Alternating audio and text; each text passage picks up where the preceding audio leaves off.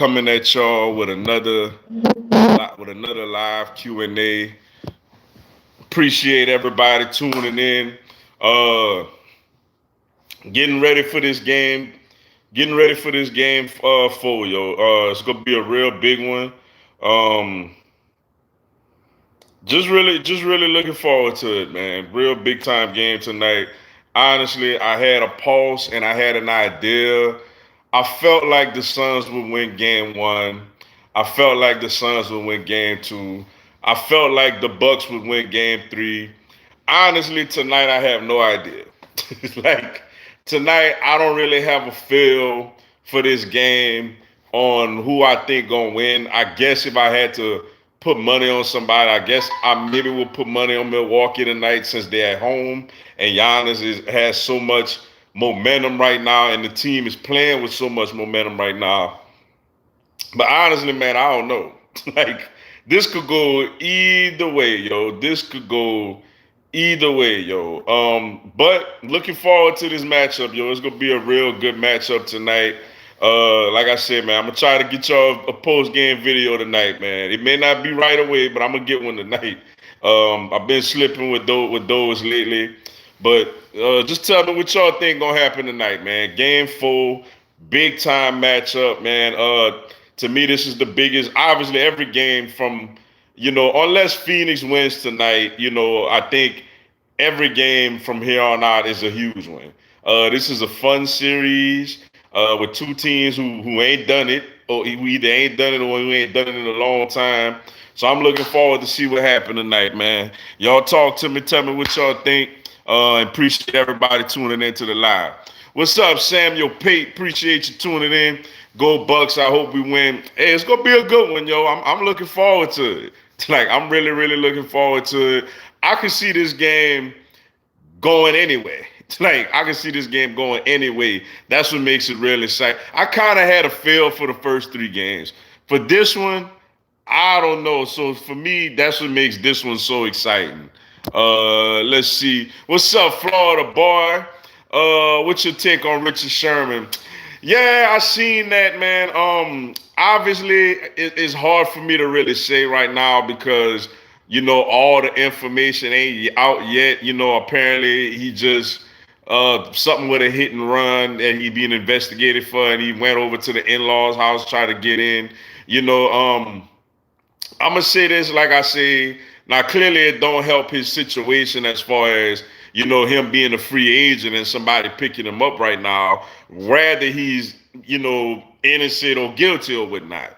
But I'm gonna say for him, like I say for a lot of these players, yo. I hope that he's not in the wrong. Now, Richard Sherman to me seems like a very intellectual, man. He seems very smart, got a Stanford degree. When you hear him talk, he seems like he talks with a whole, yes, he has a little bit of, a chip on his shoulder, and he may say things to rub people the wrong way. But I feel like he's a very intelligent, smart individual. So, if all of this is true, clearly he made a bad decision. But if it's not true, then, it's not true. So for me personally, like, I don't know. I hope he didn't do it, but if he did do all these things, then I mean he got to get dealt with. But as far as from a football standpoint, I don't know if he plays this year now. I thought that he would, a couple of teams maybe would have looked at him and took a chance on him. Now with this, I don't think he plays football this season, yo. Let's see. What's up, Sir Nando 27, Suns by 7. Ooh, that sounds like a good game, man. I know one thing. Well, unless you a Bucks or a Suns fan, I know they prefer blowout tonight, so it could be a stress-free night. But for the rest of us, yo, a good competitive game would be a whole lot of fun, yo. So, hey, Suns by 7 sounds like a competitive game to me. Let's see. What's up, MAO? The Truth Hurts. Appreciate you tuning in. Well, Milwaukee will even this series up tonight. Hey, we gonna see. We gonna see. I can see that. I definitely can see that happening. I definitely could see that happening with them being at home, them having a little bit of momentum. Giannis is on fire right now. I can see that happening, but at the same time, I can see the Suns, coming together and pulling it off. That's why to me, this is a very, very interesting game, yo. What's up, Sebastian Gonzalez? Suns in 6. Okay, okay. So you got them closing it out in Milwaukee. Okay, I see you. That's what's up. We gonna see. Bucks and 6, Bucks and 6. I love it, man. I love the back and forth, man. I love how, some people feel like this gonna happen and some people feel like that gonna happen. So I love the whole back and forth, man. That's what makes this thing, this game very, very interesting and, excited for everybody to check out, yo. What's up, Ashton White? Appreciate you tuning in.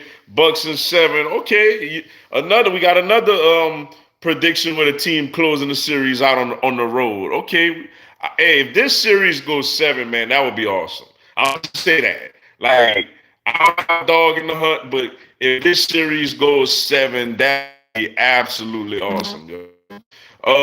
What's up? What high school you want? High school you want LSU? I'm sorry, I'm kind of a little confused. What high school you want LSU to grad? I'm sorry, maybe I'm missing it, but I'm sorry, I'm a little confused. Let's see. What's up, James Bosch? Appreciate you tuning in. I think the Bucks will win because they are at home, but the Suns can win too. Yeah, that's how I feel. It could definitely go either way. Like the Bucks are at home, like you said, they've been great at home the whole playoffs. They only had that game 1 loss to the Hawks when Trae Young went off for 40 points and 11 assists. And ever since then, they've been pretty dominant at home. So, but the Suns been good on the road also. Down 2-1 to the Lakers, they came back, win the series. Obviously, they swept the Nuggets, and then with the Clippers, they was in a similar situation.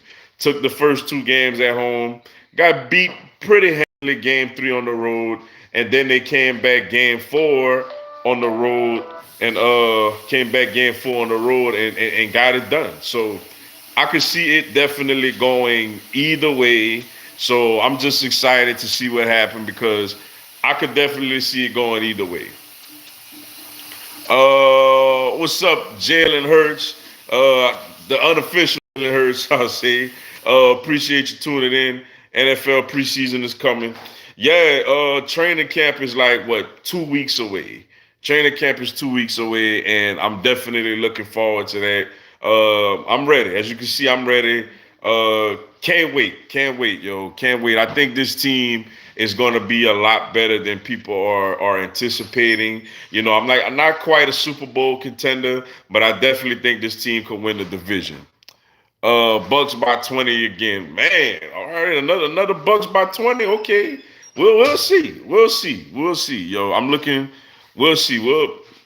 I don't want it to be a blowout like that, but hey, we'll see. As long as this thing is a good competitive series, I'm all for it, yo. We all have our demons, do God. We need God and pray for Richard Sherman. Will probably retire, do God. Yeah, I'm with you, man. Like, look, I'm gonna say this like right quick. One of the things that do irritate me, like, I don't know if y'all notice, like, and I do it intentionally. Whenever you see news like this with players, those who've been following my channel for a long time, when you see situations with this player got a DWI, this player did that player did this, notice I don't do videos about that. Now, if we on the live and someone asks me about it, I'll give my take on it. Or if I'm on the radio show and someone asks me about it, I'll give my my take on it. But I just hate how the media, whenever a player gets into trouble, it's such breaking news. You know what I'm saying? But yet they could be given to the community. They could be, doing all these good things for people, and it's not breaking news. You may hear about it or you may not hear about it. It all depends. But Richard Sherman had an incident, and now it's like it's on the front page of everything. And I don't like stuff like that. Like these guys, like I get it. it's gonna be talked about, but it's like I'm looking at the pregame for the NBA Finals, and you look at the bottom, the lead, Richard Sherman arrested. Like really, does that have to be the lead? You don't see the lead. LeBron James opens up a school. You don't see the lead. This player gave back to this community. This player opened a charity, or this player looked out for these people. You don't see those things like that. Like, that's something I never understood with the media. Why, when a player gets in trouble, it's breaking news. But when they do good things, you got to research it, or they'll tell you about it once in a while. It's not breaking news. That's the one thing that it irritates me about the media, and I understand why a lot of these players, like, you think about a guy like Marshawn Lynch, they really don't get down with the media like that, and because of things like this, and I completely understand it, yo. Like, me personally, I try not to, like I said, if y'all ask me about it, I'll give my honest opinion and my honest take on it. But at the same time, it's like look, if you know, I don't do videos on it, basically. Like, I talk about it if I'm asked about it. But I'm not gonna go out there and like, oh man, let me tell y'all, even with, for example, another YouTuber that we all are familiar with, EDP 445. You know, I know what happened, and I think is terrible. Like, I have two daughters, so I think it's terrible. But at the same time, I didn't do a video about him, like, I just didn't do a video about that. Like, I just felt like I knew a lot of YouTubers, that did a video about his situation. And I think that's unfortunate. Like, we ain't gotta agree with it. We could think it's heinous and messed up and all that. But like, why are we using our platform to talk about another person's downfall? Like, we let's use our platform. We want to make fun of players' performance on the field or on the court or something like that. Then that's fine. But like, why are we getting into people's personal lives? I'm not perfect. I'm sure y'all not perfect.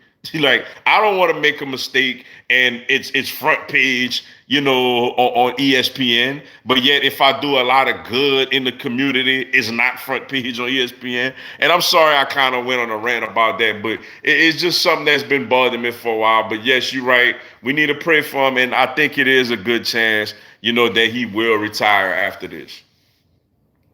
What's up, Terrence Dumas? Giannis needs some help. Yeah, at home, a guy like Middleton has to step up. Drew Holiday, I know people want to see him score more necessarily, and he's capable of that. But Drew Holiday's real calling card is defensive ball pressure. That's the real calling card for Drew Holiday. He could give you a 20 point, maybe even a 30 point game, but he gotta bother Chris Paul and bother, Devin Booker, whoever he's on. But Giannis needs a guy like Chris Middleton to step up, because he is capable of giving you 30 something plus points with efficient shooting. Which NBA is worst team right now? Which NFL is cursed? Which MLB teams is the most surprised this season? Okay, let's see. NBA team that's the worst team. I thought it was the Houston Rockets this year. After, of course, they traded away James Harden and really didn't get much back from him, to be honest with you. Because Karis LeVert, who was the best player in the whole, trade, basically ended up in Indiana. So they didn't really get much like that. Just a bunch of draft picks, I guess. So I'm gonna say the Houston Rockets. NFL team that's cursed. That's a good one. A team I'm gonna say that's cursed, man. I'm gonna say the Minnesota Vikings. The Minnesota Vikings are a team that when you think about it, you think about the Randy Moss days. Like, they had a lot of really good football teams, and they just even Brett Favre, against the Saints, and then when they came up to Philly and got smacked around. Like the Minnesota Vikings are a team, that got close, but just never could have, get over the hump. So I'm gonna say the Minnesota Vikings, and Major League teams is the most surprised this season. You got to go to San Francisco Giants. A guy like Gabe Kapler got absolutely ran out of Philadelphia. And granted, as a Braves fan, I've seen a lot of things that he did that made him look like he was in over his head as a head coach over there. But, you're in a division with the LA Dodgers. You're in a division with the San Diego Padres. And you're not only leading that division, you have the best record in all of baseball. So I'm going to go the San Francisco Giants. To me, Kevin Gausman, a guy, LSU Tiger, guy that was with my Braves a few years ago that we had got rid of because he wasn't producing, is one of the best. If it wasn't for Jacob deGrom, would probably be the best pitcher in the NL this year. So I'm going to go with the San Francisco Giants. High school prospect you want LSU to grab? My bad. Honestly, I'm gonna have to look. They got the big three. Like they got the big three so far that I really was focused on us getting. Obviously, we've been having Walker Howard. We got Will Campbell and we got Jacoby Matthews. Those are the 3 5-star players in the state of Louisiana. And obviously, we got a nice little bit of 4 stars in there. But I'm gonna have to look into that again to see which other prospects that we have out there, because we just picked up Fitzgerald West Jr. Shout out to him too. He was on the radio show with us Sunday. We did a phone interview. Good kid, got a lot of energy, a lot of fun. Looking forward to seeing him as an LSU Tiger. But I'm gonna have to look at the prospects again, see what out of state prospects we have left. This is a really good class we have right now. Really, really good class, and we got the top dogs in Louisiana right now. So I'm gonna have to go check that out and get back with you on that one. But I love the class. I love the class tonight. Up to this point, yo. Let's see. What's up, Brandon Reese? Hey, what up, Mr. Dugar? Coach O needs to keep the rest of Louisiana players home for the 2022 class. Yeah. Well, I'm gonna say one player. Well, let me say one guy. Now he's committed already, but I think LSU has a slight chance to flip him, and that's Walter Bobb out of Acadiana High. 4-star defensive tackle. He's committed to Alabama. He's teammates with LaTerrence Welsh, who is committed to LSU. So I think, Bama had kind of offered him before LSU did. So I think that LSU is still going to work on him a little bit. And with him being teammates with LaTerrence, and, I think LSU has an outside chance to flip him, to flip him from Bama to LSU. So that's somebody that I would like to see LSU, make a move for and get to basically change his mind and stay home in state with LSU. Drew Holiday is underrated. Yeah, he is, but I feel like with Holiday, he's a big time player, but his real calling card is on the defensive end. Like, I know people want him to score 30, and by all means he could, but his thing is more on the defensive ball pressure and taking guards out of their comfort zone on the other end.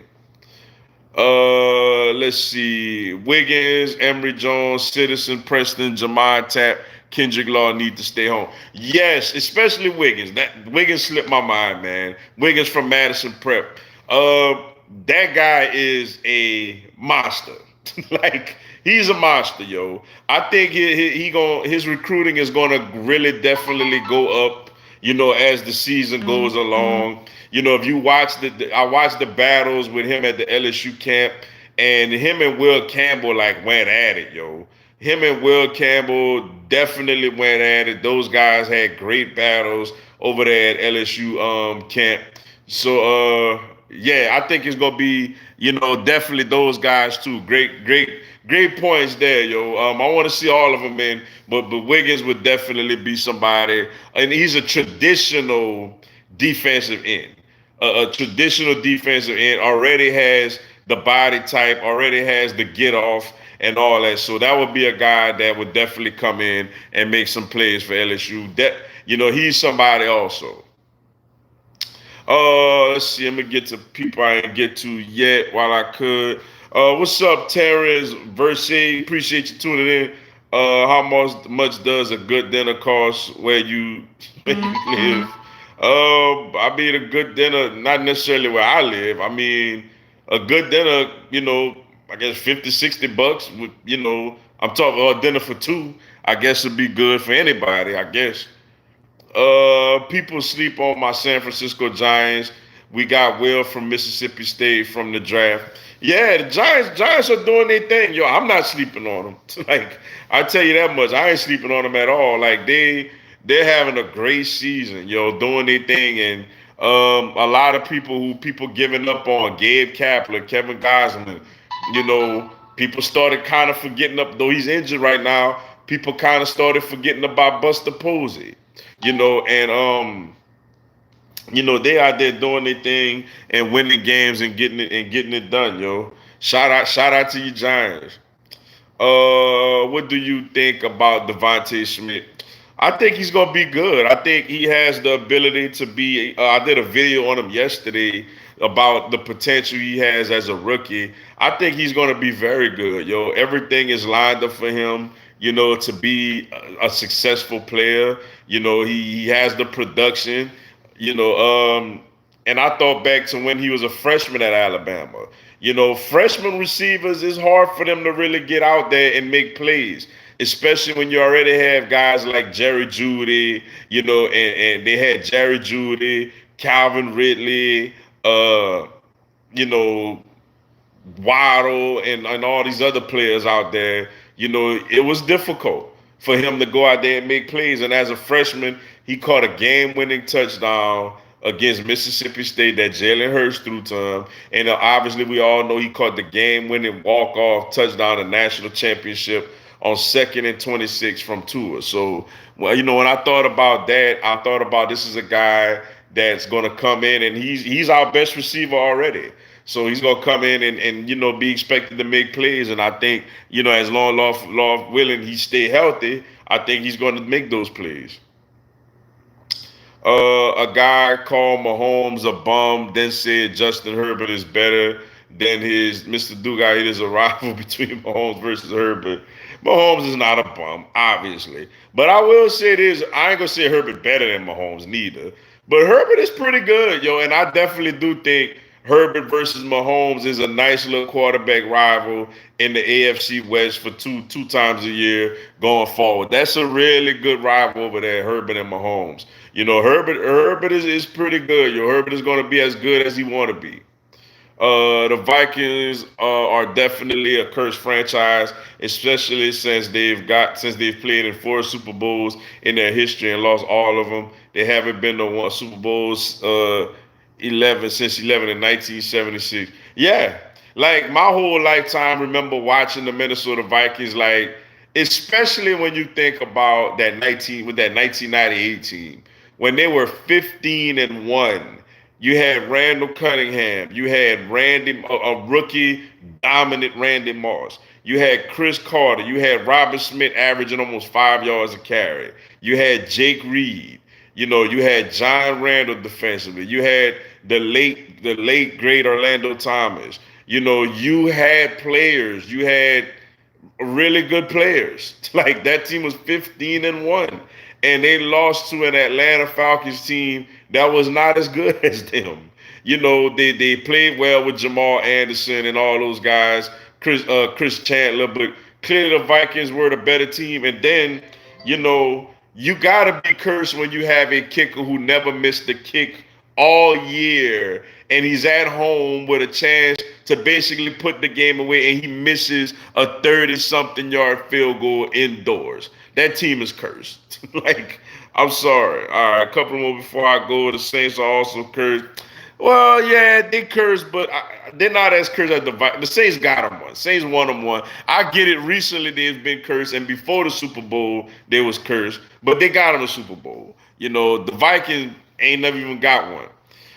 What's up, Daniel Vasquez? Even as a Nets fan, let's go Bucks. Hey, that's what's up. I hear you, man. I hear you.